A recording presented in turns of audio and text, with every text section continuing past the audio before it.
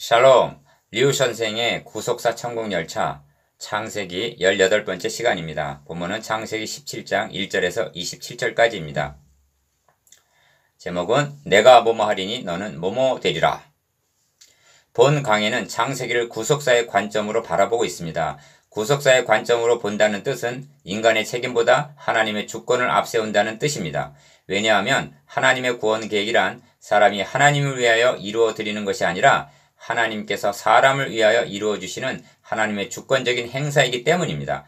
그리하여 우리로 하여금 하나님의 주권 앞에 무릎을 꿇고 하나님을 경외케 하려는 데 강조점을 두고 있습니다. 그런데 창세기 17장만큼 하나님의 주권을 강력하게 내세우는 장도 달리는 없다 하겠습니다. 내가 뭐뭐 하리니 너는 뭐뭐 되리라 하십니다. 첫째 단어 1절에서 8절 자손과 땅을 주리라. 16장 끝절은 하갈이 아브람에게 이스마엘을 낳을 때 아브람이 86세였더라 하고 17장 첫절은 아브람의 99세 때 이렇게 이어지고 있습니다. 두 절 사이의 공백이 몇 년입니까? 성경은 독자들로 하여금 하나님과 아브람 사이의 교제가 무려 13년 동안이나 끊어져 있었음을 알기를 원하고 있는 것입니다. 하나님께서는 아브람을 아주 버리실 수도 있으셨습니다. 그러나 하나님께서 내가 뭐뭐 하리니 3장 15절 라고 하신 원복음을 이루시기 위해서 아브라함의 99세 때 그에게 나타나신 것입니다.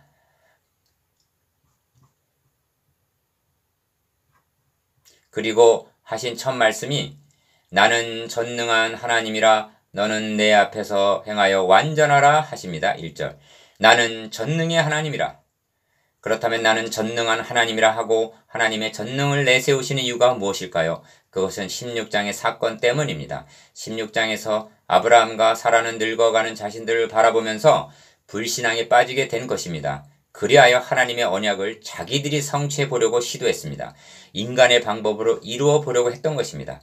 그렇게 해서 빚어진 것이 육체를 따라 난 이스마엘입니다.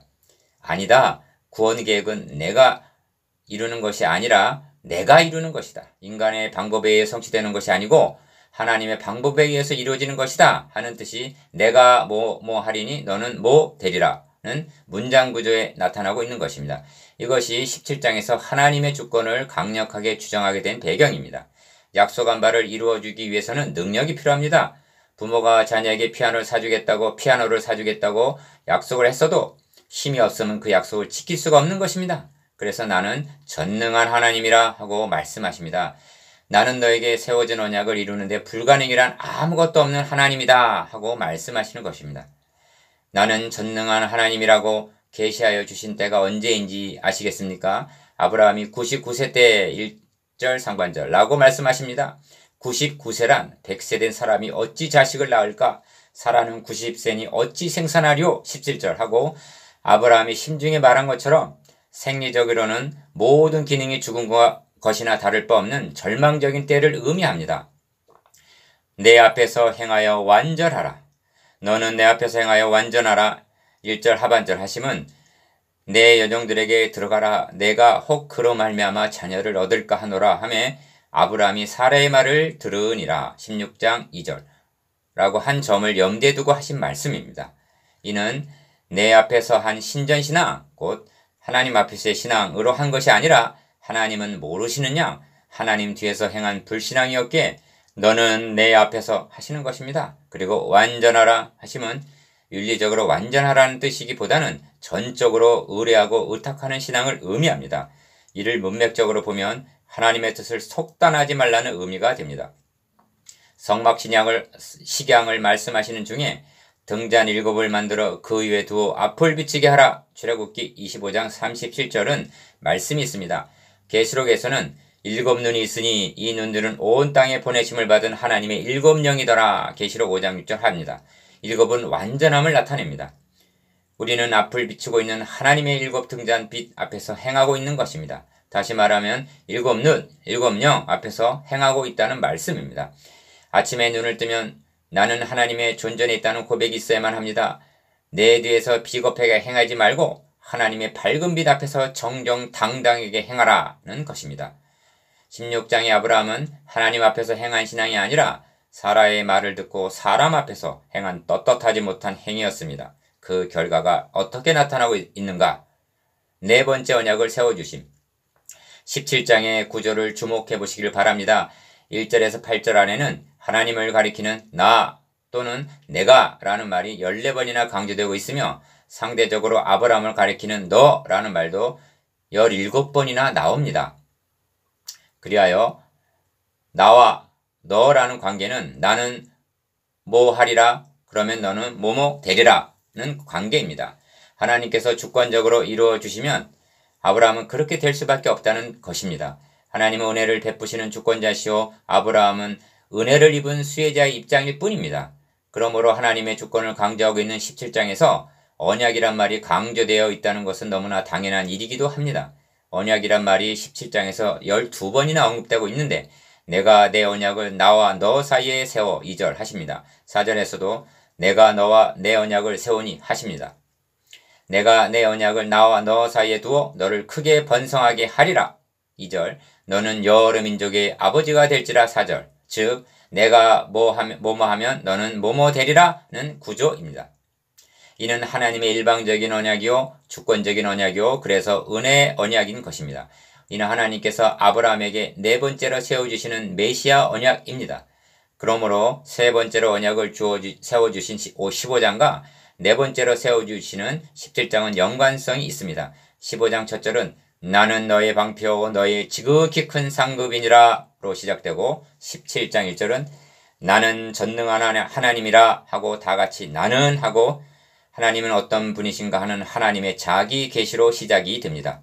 그리고 15장과 17장은 다같이 하나님께서 언약의 증표를 주시는데 15장에서는 횃불이 쪼갠 고기 사이로 지나더라 했고 17장에서는 언약의 증표가 그들의 살에 있도록 할례로 주어집니다. 이는 15장과 17장 사이에 끼어있는 16장의 구조와는 정반대인 것입니다. 16장의 주도권은 사라에게 있었고 아브라함이 사라의 말을 들으니라 16장 2절 하였으나 15장과 17장의 주도권은 전적으로 하나님께 있고 아브라함은 깊이 잠든 중에 15장 12절 그 발 앞에 엎드렸더니 17장 3절 합니다.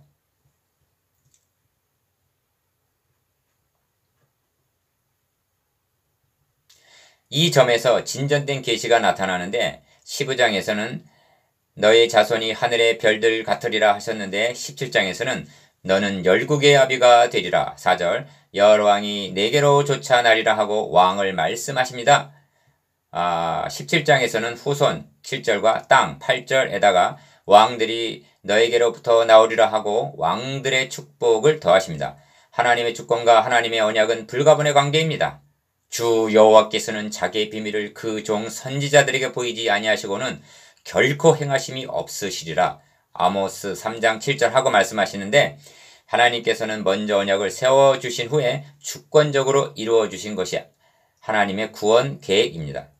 열국의 아비 왕들이 너에게로부터 나오리라 하신 하나님께서는 이제후로는 너의 이름을 아브람이라 하지 아니하고 아브라함이라 하리니 이는 내가 너를 여러 민족의 아버지가 되게 하매니라 5절 하고 말씀을 바꾸어 주십니다.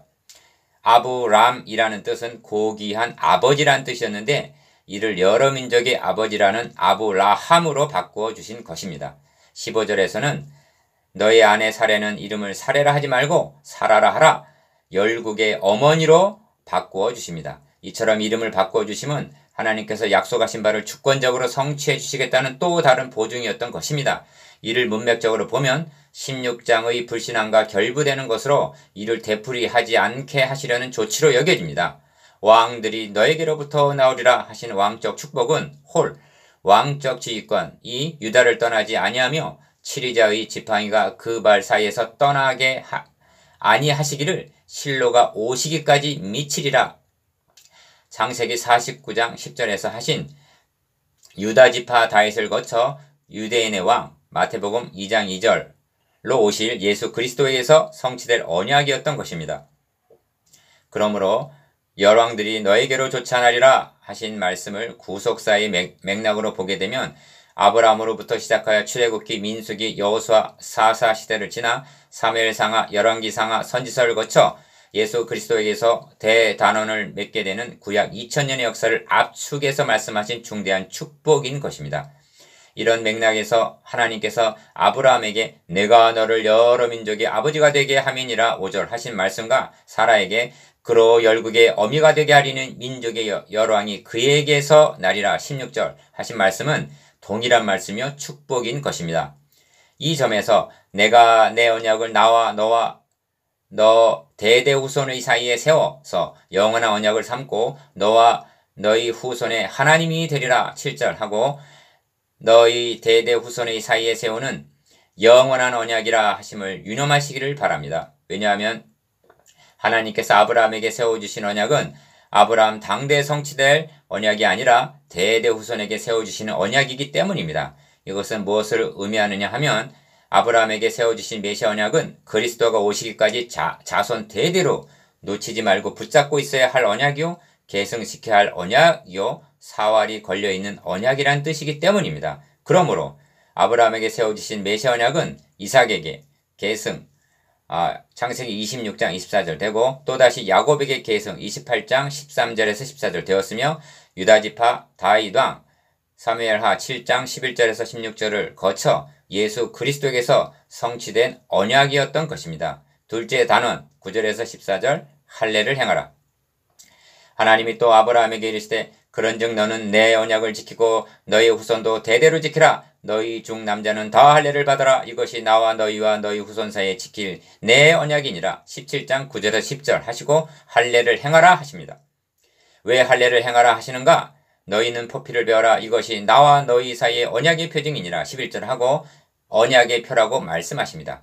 그리하여 할례를 받지 아니한 남자 곧 그 포피를 베지 아니한 자는 백성 중에서 끊어지리니 14절 하십니다. 끊어지게 되는 원인의 핵심은 할례를 받지 않았기 때문에 있는 것이 아니라 언약을 배반했기 때문이라는 점을 유념해야만 합니다.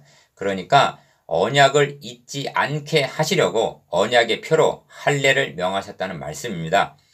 그런데 유대인들은 메시아의 언약은 망각한 채 마치 할례가 구원을 주는 양 할례만을 붙잡고 있었던 것입니다.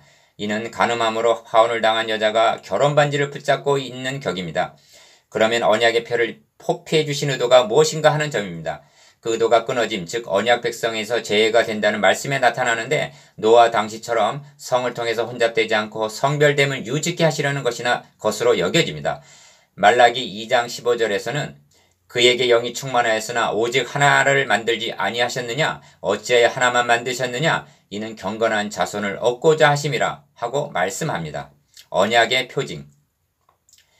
이를 알았게 모세도 그러므로 너희는 마음의 할례를 행하고 다시는 목을 곧게 하지 말라. 신명기 10장 16절.